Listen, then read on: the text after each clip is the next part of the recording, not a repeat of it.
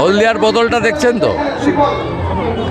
বদলাচ্ছে, সবাই বদলাবে, 26-এ আর থাকবে না। 26-এ চাই দাদা আপনাকে। একদম টাটাকে ফেরানোর পক্ষে ভোট হবে। টাটাকে যারা তাড়িয়েছে তাদের বিরুদ্ধে ভোট হবে, টাটাকে ফেরানোর পক্ষে ভোট হবে। ইন্ডাস্ট্রি নিয়ে আপনি বলছিলেন যে সেভাবে কোনো গ্রোথই হয়নি। কি হয়েছে নাম বলুন, শিল্পতে নাম বলুন আপনি। পরিকাঠামো, উন্নয়ন, ইন্ডাস্ট্রি, কোন কি একটা নাম বলুন, নাম বলুন, একটা নাম বলুন। হলদিয়া এনার্জি থেকে পিজি লজিস্টিক এক্সাইডের দুটো নতুন প্ল্যান্ট, ধানসরির নতুন প্ল্যান্ট, সব আমার সময়। 5 বছরে কি হয়েছে বলুন? হলদিয়া গেটটা ভাঙা ছাড়া একটা কাজ হয়েছে বলুন, একটা কাজ হয়েছে বলুন? শ্রমিক বিক্ষোভ চলছে। কুমারজানা অডিটোরিয়াম, সতীশ সামন্ত ট্রেড সেন্টার, 16 কিলোমিটার রিভার বেল্টের রাস্তা এনকারেজ হয়ে পাতিখালি থেকে আপনার এ পর্যন্ত হলদিয়া এনার্জি পর্যন্ত বলুন। শ্রমিক বিক্ষোভ, আইওসির গ্রিন ক্যানেল সংস্কার বলুন, একটা জায়গা। শ্রমিকরাও তো কষ্টের মধ্যে আছে, তারা বিক্ষোভ দেখালো দুটো কারখানা। পুলিশি রাজ, ভাইপো রাজ এবং পুলিশি রাজ চলছে।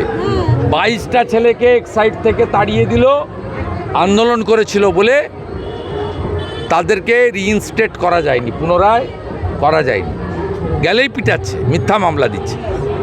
4 বছর ওয়েট করেছি আমরা। টাটা স্টিল HMC ডিভিশনে হারের মধ্য দিয়ে হলদিয়াতে পরিবর্তনের বিবর্তন শুরু হয়েছে। এটা 26-এ বৃত্ত সম্পূর্ণ হবে। 4 বছর পুরসভার ভোট করেনি, HDAটাকে তুলে দিয়েছে। লক্ষণবাবু রেখে দিয়ে গেছিলেন 100 কোটি, আমি সেটাকে বাড়িয়ে করেছিলাম 250 কোটি রিজার্ভ ফান্ড, ট্রেজারি লিঙ্ক করে 250 কোটি টাকায় এই ভিখারি সরকার নিয়ে নিয়েছে। HDAর কোনো ফান্ড নেই, জিরো করে দিয়েছে। আমি 250 কোটি টাকা রেখে দিয়ে এসেছিলাম। আমি পদত্যাগ করেছি HDAর চেয়ারম্যান থেকে 23শে নভেম্বর 2020। সেই দিন রিজার্ভ ফান্ড ছিল 252 কোটি টাকা। আর আমি যেদিন HDAর দায়িত্ব নিই 2011 সালে 20 জুন, সেদিন রিজার্ভ ফান্ড ছিল 101 কোটি টাকা। আমি তো অস্বীকার করি না, আজকে যান জিরো করে দিয়েছি, পুরো টাকা তুলে নিয়ে গিয়ে খেলা মালা মুখ ভাতা মাতা করে সব করে। হলদিয়া শিল্পাঞ্চলের ভবিষ্যৎ কি বলছিলেন? পরিবর্তন না হলে হলদিয়া শিল্পাঞ্চলে গৌরব ফিরবে না। একটাই ওষুধ, একটাই সমাধান, মমতা ভাগাও, শিল্প বাঁচাও। দেখুন, মমতা বন্দ্যোপাধ্যায় 2026-এ রাজ্যের মুখ্যমন্ত্রী হবেন চতুর্থবার, এ নিয়ে কোনো সংশয় নেই। এখন বিজেপিও 50-এর নিচে নামবে, এটা নিয়েও সংশয় নেই। 30-এর নিচে নেমে গেলে বিরোধী দলের স্ট্যাটাস থাকবে না, তখন এগুলোর উত্তর দেওয়া যাবে।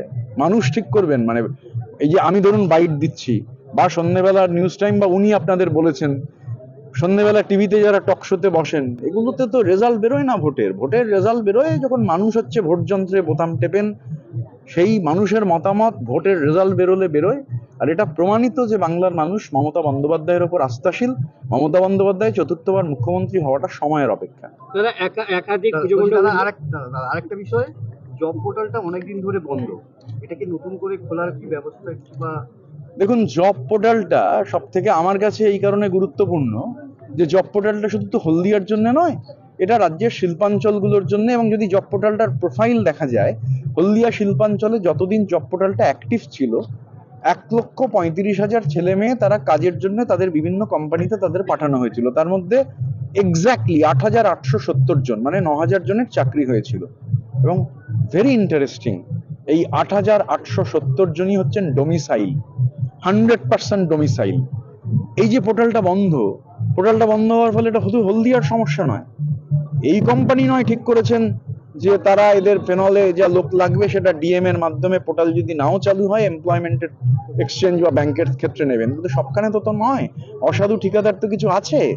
তো যে অসাধু ঠিকাদাররা যেখানে আছে সেখানে যে সমস্যাটা হয়, এই পোর্টাল চালু না হলে, এবং যারা আমি মামলাটা স্টাডি করছিলাম আর কি, মামলাটায় যিনি যার বেঞ্চে মামলা চলছিল তিনি হঠাৎ একবার বলেছিলেন যে এখানে ইউনিয়নের কি ভূমিকা আমি তো বুঝতে পারছি না। এটা তো একটা স্টেট গভর্নমেন্ট আর কোম্পানির প্রবলেম হলে বলবে। তো যে কোম্পানির ইউনিয়ন মামলা করেছিল সেই কোম্পানির তরফ থেকে বলা হয়েছে ওখানে যে পোর্টালটা খুব সুবিধাজনক ছিল, পোর্টালটা থাকায় খুব সুবিধা হচ্ছিল, পোর্টালটা উঠে যাওয়ায় প্রবলেম হয়েছে। এখন আমরা মানে দেবশিল্পী বিশ্বকর্মার আরাধনা কাল থেকে হবে, আমরা ওনার কাছে প্রার্থনা করতে পারি যে তাড়াতাড়ি মামলাটার হিয়ারিং কমপ্লিট হয়ে গেছে, তো রায়টা বেরোক। মানে আমরা বিশ্বাস রাখি যে রায়টা আমাদের পক্ষে বেরোবে। আর যিনি বা যারা মামলা করেছিলেন তাদের শুভবুদ্ধির উদ্রেক হলে মামলাটা যদি তারা তুলে নেন তাহলে তো আর ঝামেলাই থাকে না। তাহলে এটা, কারণ এটা শুধু হলদিয়া শিল্পাঞ্চলের ব্যাপার নয়, আসানসোল দুর্গাপুরেও একই প্রবলেম ফেস করতে হচ্ছে। এই মামলাটায় স্থগিতাদেশ থাকার ফলে সেখানেও পোর্টালটা অপারেট করতে পারছে না, শ্রমিকের ক্ষতি হচ্ছে। যিনি মামলা করেছিলেন তিনি তাপসী মণ্ডল, এবং তিনি তো এখন আপনার দলেই। সেক্ষেত্রে দেখুন, আমি সামান্য রাজনৈতিক কর্মী, আমি ওনাকে অনুরোধ করেছি, আমি নেতৃত্বকেও বলেছি অনুরোধ করার। এখন এটা নেতৃত্বের বিষয়, উনি মামলা তুলবেন কি তুলবেন না সে নিয়ে তো আমি মন্তব্য করতে পারি না।